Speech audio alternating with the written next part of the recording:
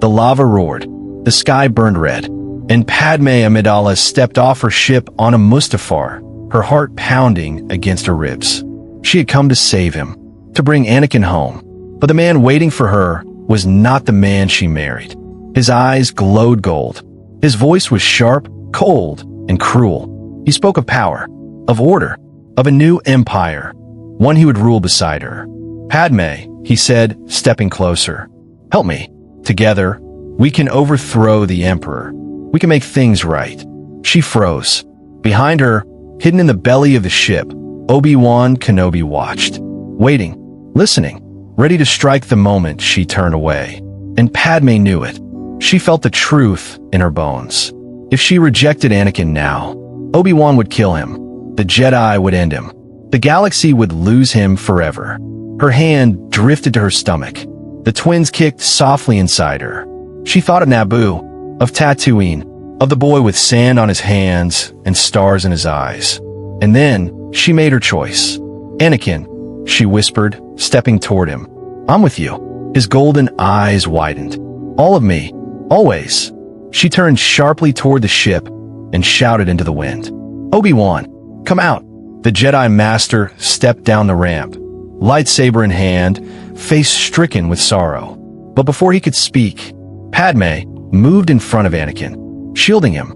"If you want to kill him," she said, voice shaking, "you'll have to go through me first." And in that moment, the galaxy changed forever. Obi-Wan stared at her in disbelief. "Padmé, step aside." She didn't move. The wind howled across the lava fields. Ash rained down like black snow. Behind her, Anakin breathed heavily, his hand trembling near his lightsaber. "He's gone, Padmé," Obi-Wan said softly. "The Anakin you loved, he's dead." "No," she whispered. "He's right here, and I'm not leaving him." Obi-Wan's heart broke. He saw it now. The fire in her eyes wasn't fear. It was choice. "You don't understand what he's done," he pleaded. "He killed younglings. Children, Padmé, in the Jedi Temple." She flinched, just for a second, but then her jaw tightened. "Then the Jedi failed him," she said. "And so did the Republic. And so did I." She turned to Anakin, took his gloved hand in hers, pressed it gently to her stomach. "I won't fail you again." Anakin's golden eyes softened. For the first time in hours, he looked human. "Padmé, listen to me," she said. "If you want to build a new order, a new galaxy, then build it with me. Not Palpatine, not the Sith. Me." She turned to Obi-Wan one last time. "Tell the Jedi I'm dead. Tell the Senate Amidala is gone. Because the woman you knew, she ended today." Obi-Wan lowered his blade. His shoulders sank. He had lost his brother, and now his friend. Without another word, he turned and walked back into the ship. The ramp closed behind him. The engines roared, and he flew into the red sky, alone. Anakin pulled Padmé close. "They'll come for us," he whispered. She smiled coldly. "Then let them come." In another life, this was the day Anakin Skywalker died. In another life, Obi-Wan Kenobi stood on the high ground. He cut down his brother. He left him burning on the black sand. And the Empire was forced to rebuild what was left inside a suit of armor and a mask of fear. But not in this timeline. In this timeline, Obi-Wan flew away. He sat alone in the cockpit of Padmé's ship, hands shaking, tears falling. He had failed. The chosen one was lost, and the woman who could have stopped him had become his shield. Behind him, on Mustafar, Anakin walked away from the lava fields untouched. No wounds, no missing limbs, no mechanical lungs, no mask. His body strong, his face whole, his power unbroken. He stood at the edge of the cliff, watching the ship disappear into the red clouds. Padmé stepped beside him, slipping her hand into his. "What now?" she asked. Anakin's golden eyes burned brighter than the lava below. "Now we go to Coruscant." "To Palpatine?" "Yes," he said softly, "but not as his servant." She looked up. "At him. He thinks he's made a slave," Anakin said. "He doesn't know he's made a rival." Far across the galaxy, Yoda felt it. A tremor in the Force. Not death, but something worse. A darkness rising, full and unbroken. No weakness, no wounds, no second chance. In the Jedi Temple, The old master closed his eyes. Survived, he has, Yoda whispered. Whole, he remains.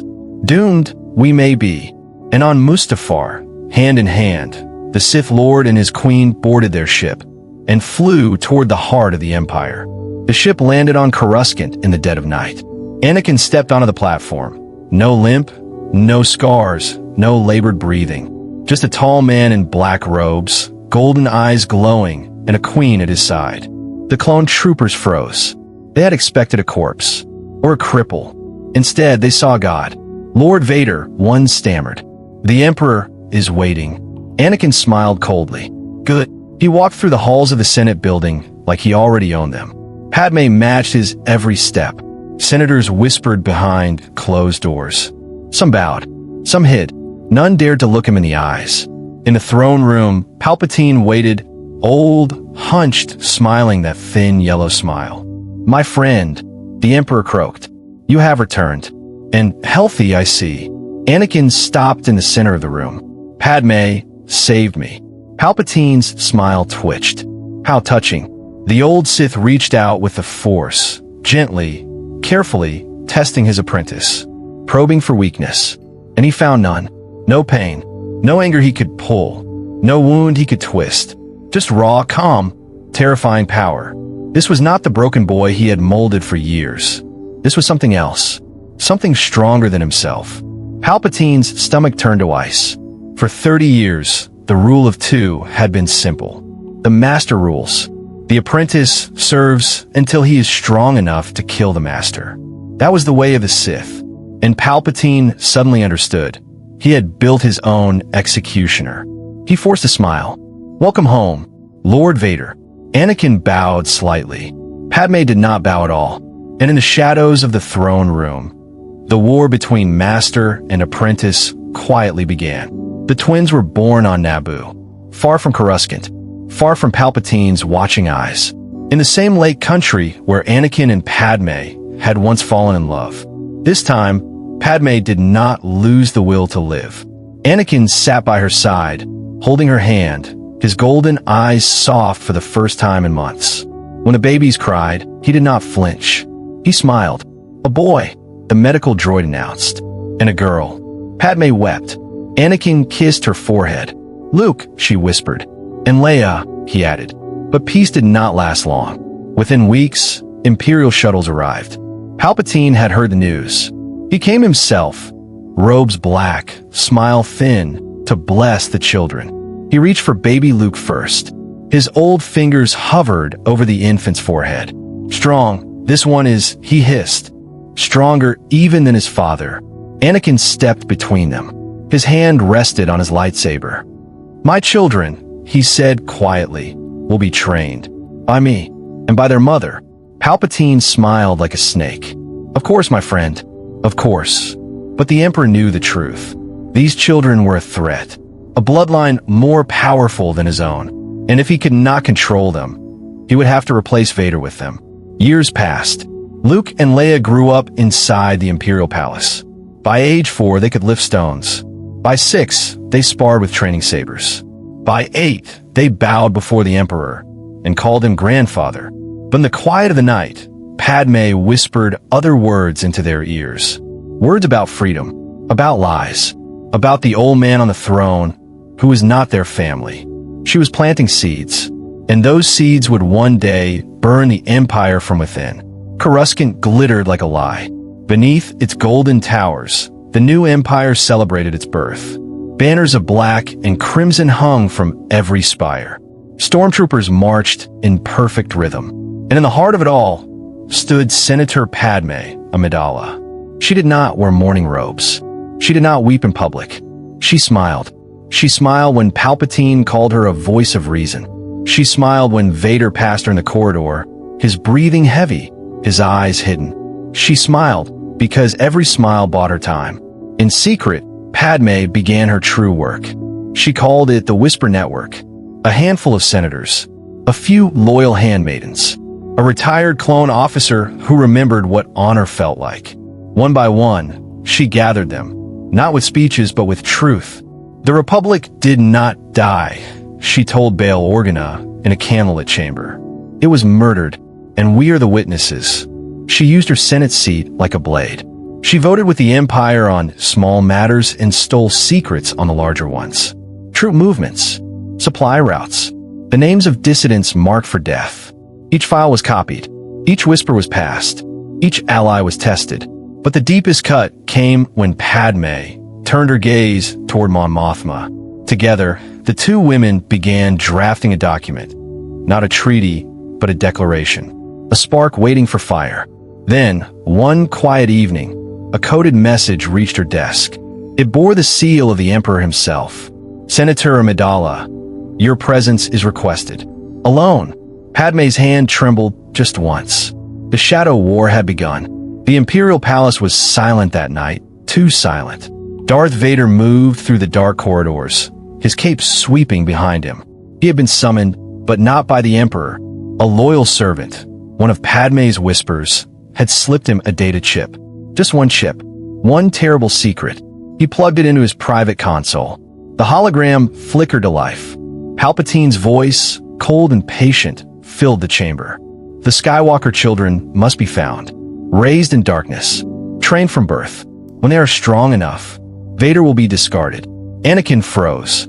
His mechanical hand crushed the edge of the console. Steel bent like paper. Behind the mask, his heart cracked. His children, alive. And Palpatine had known all along. The rage that followed was not the rage of a Sith. It was the rage of a father, a husband, a man who had been used. He stormed through the palace, his red blade humming at his side. Stormtroopers stepped aside. Officers bowed their heads. None dared stop him. But before he reached the throne room, a voice called out. Anakin. He turned. Padmé stood in the shadows, hooded, calm, fearless. You finally see him, she whispered. Now help me end him. For the first time in years. Anakin lowered his blade. Tell me what to do. Padmé stepped forward, her eyes burning with purpose. We don't kill him with a saber. We kill him with the truth. The galaxy must see what he is. A pause. Then Vader nodded, slowly. The apprentice had turned. The fuse was lit. And somewhere in his tower, Palpatine felt a tremor in the Force. The night the Empire fell did not begin with armies. It began with a single turbolift ride. Padmé Amidala stood beside Darth Vader as the lift climbed the tallest spire of the Imperial Palace. She wore the robes of a senator, but beneath them, a blaster. Vader wore his mask, but beneath it, the face of a man finally awake. Neither spoke. They did not need to. When the doors opened, the throne room stretched before them. Black marble, red banners, and at the far end, the twisted figure of Emperor Palpatine. He sat as if he had been waiting. Perhaps he had. Lord Vader, the Emperor said softly. And the senator, how poetic. Padmé stepped forward, calm as still water. It's over, Palpatine. The fleets are turning. The Senate knows the truth. Your generals are reading our broadcast as we speak. The Emperor smiled. A slow, terrible smile. You think I did not plan for this? He raised one hand. The chamber doors slammed shut behind them. From the shadows, figures emerged. A dozen of them. Cloaked. Silent. Each one holding a red blade. Clones. But not soldiers. Dark side acolytes. Grown in secret. Trained in pain. Bred for one purpose. To replace Vader when the time came. Anakin stared at them. His own replacements. His own ghosts.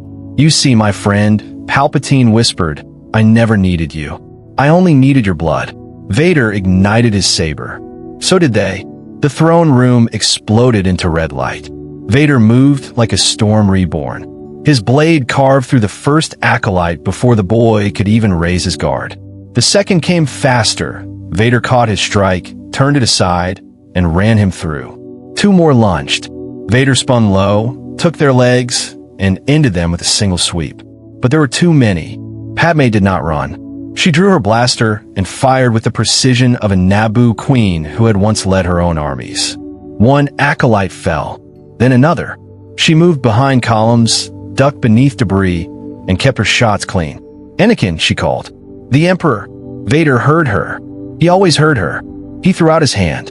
The Force surged. 3 acolytes were hurled into the walls so hard the stone cracked. The rest hesitated, and that hesitation killed them. Vader cut through the last of them in a single, terrible arc. Then he turned to Palpatine. The Emperor rose from his throne. Lightning crackled at his fingertips. "You will not take this from me." Palpatine shrieked. He hurled the lightning forward. Vader caught it, on his blade, on his armor, on his rage. He took every burning bolt and walked through it. Step by step, mask scorched, cape smoking, but never stopping. "You took everything from me," Anakin growled. "My friends, my children, my name. Another step. You made me a monster. Another step. But she made me a man again." He raised his saber. Palpatine's eyes went wide. "Wait, Anakin, together we could rule." The red blade fell. The Emperor's body crumpled in a heap of black robes and smoke. The lightning died. The screams stopped. And across the galaxy, 1,000 Imperial broadcasts went silent at once. For a long moment, nothing moved. Then Padmé walked slowly across the broken floor. She stepped over the bodies of the fallen acolytes. She stepped past the smoldering throne. She came to her husband. Vader removed his mask. His scarred face met hers, pale, broken, but alive. His eyes, for the first time in years, were blue. "It's done," he whispered.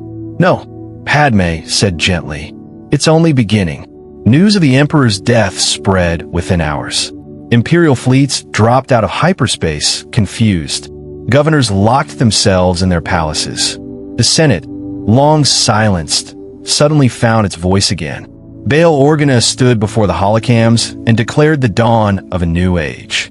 But what kind of age no one yet knew. Padmé and Anakin stood together on the balcony of the Imperial Palace as the sun rose over Coruscant. Below them, the city was quiet, waiting, watching. "We could give it back," Padmé said softly. "The Republic, the Senate, free elections, everything we lost." Anakin was silent for a long time. "And what happens," he finally said, "when the next Palpatine rises? When another senator hides, poisoned behind a smile? When the Jedi return and decide our children are too dangerous to live?" Padmé looked at him.